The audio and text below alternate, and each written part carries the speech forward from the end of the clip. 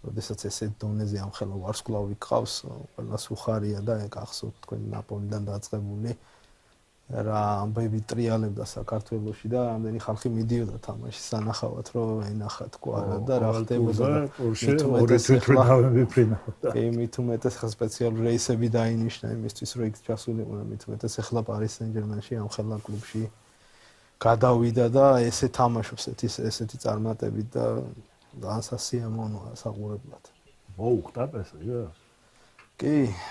რა თქმა უნდა, მოუხდა, იმიტომ რომ თუ პესაჟს მოუხდა, არა. კი, ორივე შეიძლება ვთქვათ, იმიტომ რომ ძალიან გააძლიერა მე ვფიქრობ, იმიტომ რომ არავინ არ ელოდებოდა ალბათ კი, რა თქმა უნდა, ძალიან დიდი თანხაა გადახდილი მაშინ, მაგრამ ესე უცბად აუღო და ჩაჯდა და ისე თამაშობს, რომ ერთ-ერთი გამორჩეულია ყველა თამაშზე. მე მგონი ეგ კლასი მეტყველებს სხვა მეტია ნიჭი და ნიჭი აქამდეც ქონდა ვიცოდით, მაგრამ ძალიან დიდ კლუბში მოხდა და დიდ კლუბში თამაში ყველასთვის ადვილი არ არის რა და აქედან გამომდინარე ვფიქრობ, რომ ძალიან სერიოზული. მე მგონი ეგ კითხვა აღარც რჩება, ხო, ეხლა რომ ეხლა უნდა გადასულიყო თუ არ უნდა გადასულიყო, ჯერ ერთი იქიდან გამომდინარე, რომ უფრო თავის მწვრთნელთან არის, აი რა სიტყვი მწვრთნელისა და ხვიჩას შეხამებაზე. იცით რა არის მწვრთნელთან ახლა ხვიჩასთან ნებისმიერი მწვრთნელი დიდი სიამოვნებით რაღა იმხელა შესაძლებლობები აქვს, რომ შეუძლებელია მაგთან არ სიამოვნებდეს რა. ხო, მაგრამ შედარებითი ხო არის. სიტუაცია დაემთხვა, PSG სხვა დონის კლუბია, ნაპოლი სხვა, კი, მარადონა ძალიან მაგარი იყო და ერთ-ერთი რამოდენიმე კაცია, რომ ჩამოთვალო მარადონა იყო, მაგრამ ნაპოლი იმის მერე რამდენი წელი 10 წელი მე მგონი ჩემპიონი არც გამხდარა, ხო და არა. გადავიდა საქართველოს ჩემპიონატიდან, რომელსაც არაფერში არ ითვალისწინებდა არავინ და უცბად ვარსკვლავი გახდა სერიას საუკეთესო ფეხბურთელი გახდა. და ნაპოლიც არ იყო, ხა ხვიჩას სჭირდებოდა ისეთი გუნდი, სადაც სისტემატიურად ჩემპიონთა ლიგაზე იქნებოდა რა გუნდი. ახლა იმათვის ძალიან დიდი მიღწევა იყო, რომ ისევ ჩემპიონები გახდნენ, მაგრამ შემდეგ წელს უკვე გაუჭირდათ ვერ მოხვდნენ 4-ში და უკვე სხვა ნაბიჯი უნდა გადაედგა და ვფიქრობ, რომ დროული იყო მისი. აი რა შეიცვალა ხვიჩა, ვფიქრობ, რომ უფრო გაიზარდა PSG-ში, როგორც კი, ვფიქრობ, აი თვითონ ჯერ სხვა დონის კლუბი არის, ფეხბურთელებიც უფრო ვარსკვლავური ფეხბურთელები არიან, რა თქმა უნდა, იქაც ყავდათ ვარსკვლავები, რა თქმა უნდა, მაგრამ უფრო სხვა დონის კონკურენციაც უფრო სხვა არის, სხვა мотивაციითაა თითქოს და თვითონაც რო შეხედა ვიზუალურად ბევრად განვითარებულია რა ფიზიკურად მონაცემებით, რო შეხედა უკვე სხვანაირი ჯანი აქვს რა რო დააკვირდები რა ტანიც სხვანაირი აქვს, უფრო ჩამოუყალიბდა, უფრო მეტი გამოცდილებაც მიიღო, რა თქმა უნდა და აქედან გამომდინარე დაცვაშიც როგორ მუშაობს, ხო? სულ იწერებოდა თავიდან რაღაცა, რომ ცოტა იქ უჭირს, მაგრამ დღეს ერთ-ერთი საუკეთესოა, მე ვფიქრობ დაცვით ფაზაში. ისი არტმევს ფურთებს მარტო შეტევაში არ არის რა და ეს ძალიან მნიშვნელოვანია. რა წელან რომ წარმოიდგინე, რომ ეს ბარკოლა საფრანგეთის ნაკრების ფეხბურთელია, ხო და დასვას კანზე რა გადასვა რა. თავიდან რომ გადადიოდა, ხო იყო თითქოს რაღაც სკეპტიკურად უყურებდნენ, რომ აი ძირითადში 11 კაცი თუ იქნება, აქეთ ბარკოლა, იქეთ დემბელე რაღაცა და აგერ რა ბოლო ის არის,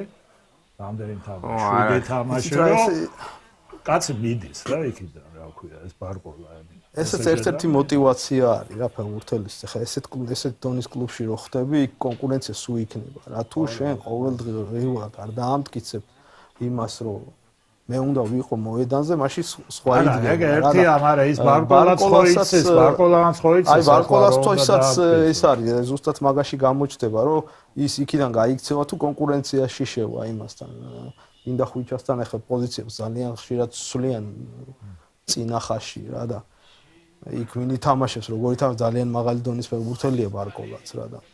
აი არის ზუსტად კონკურენცია, რომ ყველამ უნდა იფიქროს, რომ ვიღაცა მე თუ მოვდუნდები, ვიღაცა ჩემ ადგილს დაიკავებს რა და მოდუნების საშუალებას არ გაძლევს. პლუს 4-ვე ისეთი ფეხბურთელია, პლუს რამუშიც ხო არის, მაგრამ ნუ იმას თითქმის აღარ ათამაშებენ. ეს სამნიც, დუე, ბარკოლა, დემბელე და რამოში არის გამოკვეთილი ცენტრფორვარდი რა. ხო და კვარაცხელიაც ისეთი ტიპის ფეხბურთელები არიან, ეს 4-ნი, რომ ყველა ნებისმიერ ადგილას შეუძლიათ თამაში რა. პრინციპში და იმიტომ სულიან თვითონ ეს ლუის ენრიკეა ესეთი მწვრთნელი რომ უყვარს ესე ვარიაციები სხვადასხვა ადგილას. პოზიციებს ძალიან ხშირად სვლიან და PSG-ს თული ამოსაცნობი გუნდია მით უმეტეს თან წინა ხაში გინდა ბარკოლა გინდა დემბელე გინდა ის დუე გინდა ხვიჩა ისეთი სწრაფები არიან რომ რთულია მაგათთან თამაში თან სულ ყველა მომტყუებელია ყველაზე რთული ეგ არის რა გუშინაც ახლა ინძაგის ინტერვიუ იყო რა რომ სამაგი მას აკეთებდიო რა იამაზე იგივე სიტუაცია მოხდა გოლზე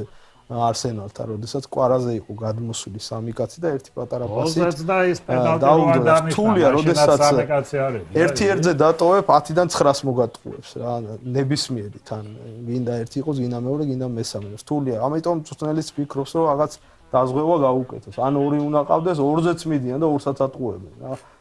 რთულია მაგათთან თამაში. გიორგი, აი დინამიკაზე, რაც სოფლიო ფეხბურთში ბოლო დროს განვითარდა და უბრალოდ მაინტერესებს შენი აზრი რა. ბოლო დროს გამოჩნდნენ აი ესეთი ფეხბურთელები იმატა, რომელმაც აი ძალიან ადვილად ატყუებენ კაცს რა, ეხლა გუშინ ნახეთ რაღაც საოცარი შემოქმედება იმ 17 წლის ბიჭის იამალის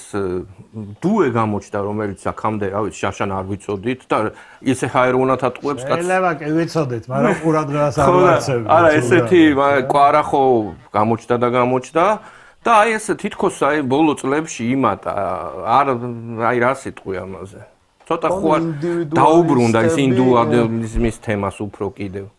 ხომ შეიძლება იმიტომ რომ ფეხბურთით შეიცვალა ხა ჩამჯდარ გუნდთან გჭირდება ეგეთი ფეხბურთელი რომელიც იტყუება რა და სხვანაირად ან მაღალი პასები ჩაწოდებით უნდა ითამაშო ან ინდივიდუალურად ვიღაცამ რაღაცა უპირატესობა უნდა შექმნას რა და ესეთებიანია ესე და ეს ხალხს სიამოვნებს რა ყველა რომ გაძურეს ხო რა თქმა უნდა მომტყუებელი უნდა იყოს რომ რაღაც უპირატესობა შექმნა რა რომ ორი კაცი და სამი კაცი შენზე რო გადმოვა იქით ვიღაცა თავისუფალია რა და მაგას იძახდა ინძაგის გუშინ რომ სამაგ იმას ვაკეთებდიო მაგრამ მე შევცვალეო მეორე ტაიმში შეცვალეს რა სხვანაირად არ ზევით იმდენად ვერავინდნენ მაგრამ იმდენი ხალხი არ გადადიოდა ერთხელ ეს არ იკაჩებოდა და თქვათ იგივე იყო კვარას გოლზეც რა კვარამ სამი კაცი იქ თუ დავაკვირდებით მიიზიდა და მერე გააკეთა ის პასი სადაც წარიელი სივრცე იყო და დემბელე შემორბოდა რა და ხშირად აკეთებენ ამას თუ ხარ დაკვირვებული და ნაპოლიშიც იყო ეგ ის რომ აი მაშინო პირველ სეზონში მაგრა ატყუებდაო და მერე თქვათ ცოტა გაუჭირდა იმიტომ რომ უკვე სამი კაცი და ორი კაცი მინიმუმ ედგა სულ და იმასაც ჭირდება რომ რაღაც ალღო აუღოს და გამოცდილებაა ყველაფერი ხო და აი წაღანვა რომ ამბობდი რა პენალტი ნუ ეს რა ქვია იყო ჩემი აზრით ის პენალტი ხო ეს ხო ახლა მე მგონი ცოტა შეიძლება იყო ამბობ რომ სამი კაცი სამ კაცში გაძვა რა თქმა უნდა სულ ეგრეა ყველა თამაშზე რა ორ კაცს 10-დან აი ეს 3-4 ფეხბურთელი მისი ორ კაცს 10-დან 7-ჯერ 6-ჯერ მოგატყუებს რა სამ კაცს შეიძლება ცოტა ნაკლებად, მაგრამ მაინც მიდიან და მაინც აკეთებენ. ამ საჯარიმოში უკვე რომ შემოდის ამ ხელას ისრაფეზე, შენც გეშინია რომ ფეხი არ გამოდოა რაღაცა და იქ უკვე გერიდება რა. თან რთულია უკვე კვარამ სხვა რაღაცები ვერ გაიგებ, იქით წაიღებს თუ აქეთ წამოიღებს, იმიტომ რომ რამდენი გოლი გაიტანა მარცხენა ფეხით, ხო და ეგეც უკვე გართულა რომ თუ ეხლა ზოგია რომ მარტო თავის ფეხზე მიაგდა უფრო ადვილი წასაკითხი, მაგრამ ეხლა უკვე აქეთაც რომ მოაქვს რთულია რა მცველისთვის, იქიცავ აქეცა. აი ბარკოლასთან უპირატესობა ეგა კვარას დიდი უპირატესობა რომ არა, ასე და ორივე ფეხით თამაშობს კვარა რა და ეხლა ბარკოლა მარცხენათი ესე რა ვქვია.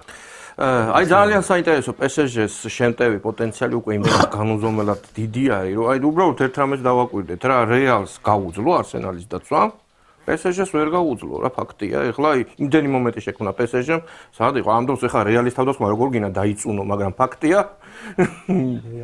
ესენი უფრო რაღაც აი ესენი მონაცვლეობით, აქეთ-იქით მონაცვლეობით მაგრათაბნევე რა მწვევი. რთულია, როდესაც ესეთი სწრაფი თავდასხმელები ყავს, თან ზურგს უკან ძალიან მაგრად ჩერბიან ყველანი რა და მცველისთვის ძალიან რთულია ეს სუფეხში რო ითხოვს ფეხბურთელი კიდე რაღაც მე ვფიქრობ რომ მე ამოვიწე და ის გაიქცევა უკვე რთული ხდება რა რომ გასწრებს უკვე უბურთოთ მოძრაობაში გიჭერს და ძალიან რთულია რა და ვერ ვიტყვი რომ ხე ისინი ნელები არიან ვინისიუსი და მბაპე მაგრამ ხო არა მბაპეზე ის არა ხო მეც ეგ გავთქვი ხა როგორ გინა ვინმე დაიწუნო მეთქი რაზე ვლაპარაკობ არის რა მბაპეზე სწრაფი არის ახლა ვინა ავე ხა არა არ ვიცი არა უნდა ხო და ეს უნდა მოყაროთ ხო ადრე იყო ის თეო ვოლკოტი და ნუ ბეილი და ეგეთები იყვნენ ეს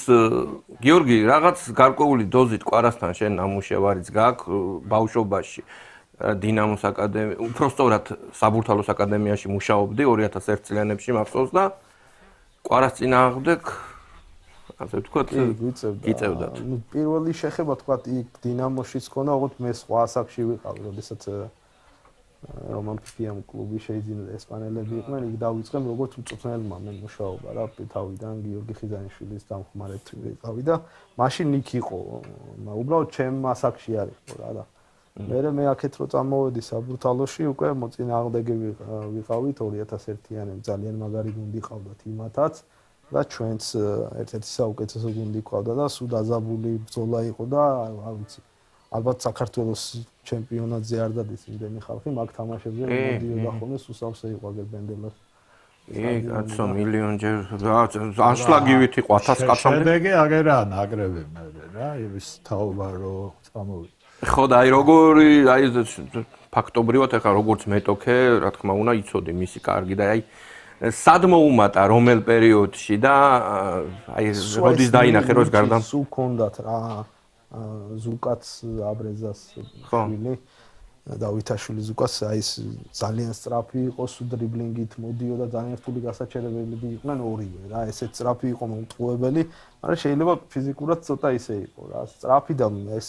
მოტყუების უნარი სულ კონდა რა და ძალიან რთული სათამაშო იყო რა მე უკვე ჯანსაც მოუმატა და რა თქმა უნდა უკვე არა ეხლა ძალიან სხვა დონეზე არის ასული ეხლა იმან ეტყობა კონტეს იმ წინა სასეზონო იმან მომზადებამ ესქნა თავის იქნა ეხლა გაცილებით უფრო ისე სხვა დონეზე არის რომ შეხედავს ხვანაირი ტანი აქვს უკვე რა სადა ეხლა ჩავთოთ თუნდაც სერიას პირველი სეზონი რო გადავიდა ზუსტად მაგასთან შედარებით როგორც არის ტანით სუდადიდან აი ნაპოლის პირველი სეზონი და ეხლა შეადა რომ აშკარად ის არის ხო თავისი ის ელვარება და ბრწყინვალება დაბრუნებული აქვს რა ის რაც რა თქმა ცოტა ხანი გარსიას დროს იყო რომ ეს რაღაც იცით რა მთლიანად გუნდი იყო მაგ პერიოდში კლუბი აირია მთლიანად იმიტომ წვრთნელი წავიდა მე ძალიან ბევრი წვრთნელი შეიცვალა იქ ოსიმენი წავიდა იქ რაღაც ვერც გაძლიერდნენ რა რომ ეგეთ გუნდებს მე შევსებათ ჭირდებათ რომ ვიღაცამ კიდე უფრო გაგაძლიეროს რა და ჩემპიონთა ლიგაზე ისე გავიდნენ რომ მე მგონი არც არავინ არ დაუმატებიათ ისეთი რომ ვიღაცას კონკურენცია გაეწია ძირითადისთვის რა ძირითადად ერთი და იგივე ხალხს უწევდა თამაში კიმიც წავიდა აი შემცვლელი ისე მარტივად არ მოუყვანია თქვა ეხლა ოსიმენი რო წავიდა პირველ იმაზე მოვიდა ეს კიმიც წავიდა და უჭირდათ რა მაგ ხრივ და რთული იყო ყველასთვის რთული გუნდი რო ირევა მე ყველა ფეხბურთელისთვის თავი მწვრთნელი წავიდა თავარია სპორტული დირექტორიც წავიდა რომელიც მაგარი იყო რა გიორგი რა უნდა კითხო ფიქრობ რომ PSG ფინალშია უკვე ძალიან დიდი იმედი მაქვს რთული თამაში იქნება რა თქმა უნდა ძალიან ახლა არსენალზე ესე მარტივად ვერ იტყვი რომ PSG ფინალში მაგრამ ჩემი პირადი სურვილი არის რომ ვარავ ნახოთ ფინალში და 1000 ხელში და